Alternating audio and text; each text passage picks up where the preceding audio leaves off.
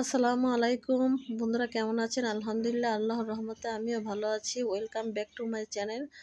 রান্নার ভিডিও নিয়ে চলে আসলাম। আজকে রান্না করব পোলাও। পুরো রেসিপিটার সঙ্গেই থাকবেন আশা করি। দিয়ে দিলাম পোলার যত মশলা লাগবে সবগুলো দিয়ে দিলাম, উপকরণগুলো তেজপাতা, গরম মশলা, পেঁয়াজ এগুলো একসাথে দিয়ে ভালো করে ভেজে তারপরে পোলার চালটা ঢেলে দিব যখন লাল লাল হয়ে আসবে। আজকে অনেক গরম পড়ছে আর গরমও লাগতেছে। রান্নার কাছে আসলে তো মেয়েদের গরম লাগে প্রচুর, এটা তো ছেলেরা বুঝে না যে আমাদের কত কষ্ট করে রান্নার কাছে গরম সহ্য করে রান্না করতে হয়। সাথে মুরগির মাংস রান্না করব। দিয়ে দিলাম পোলার চালটা ভালো করে নেড়ে কষিয়ে, আর পোলার চালটা ভালো করে কষিয়ে নিতে হবে, তাহলে চালটা শক্ত হলে ভালো করে ভাজা হলে ভাতটা ভেঙে যাবে না, ঝরঝরা পোলাও হবে। এদিকে আবার মুরগির মাংস ভেজে নিতেছি। এখন কোনটা রেখে কোনটা করব ভেবে পাচ্ছি না। আচ্ছা যাই হোক, রান্না তো করতেই হবে, বাট খেতে তো হবেই, কষ্ট তো করতেই হবে, কি আর করা।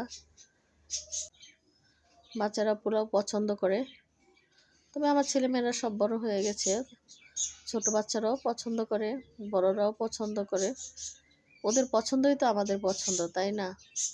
ছেলেমেয়েরা যা যা খাবে তাদেরই রান্না করতে হবে।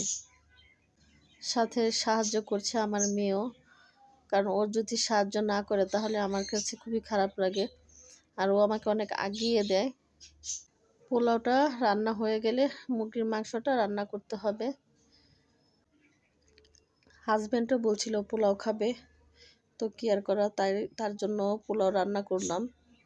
সাথে আছে গরুর মাংস, মুরগির মাংস, তাও রান্না করতে হবে এক এক করে। সকাল থেকে চিন্তা ভাবনা করছিলাম যে বাচ্চারা তো খাবে, আমার তো রান্না করতে হবে, আজকে রান্নার অনেক আইটেম আছে, তাই সকালে সকালে উঠে রান্নার কাজে লেগে পড়লাম। কি আর করা, আসলে আমাদের মেয়েদের কাজ, রান্নার কাজ চোখে পড়ে না। শুধু ছেলেরাই কষ্ট করে, আমরা মেয়েরা কষ্ট করি না। আমরা মেয়েরা শুধু খাই আর ঘুমাই, রান্নাটা আরেকজনে করে। এত রান্নার ভিতরে আবার এদিকে আবার বিড়ালটা কান্নাকাটি করছে, বিড়ালকেও খাবার দিতে হবে।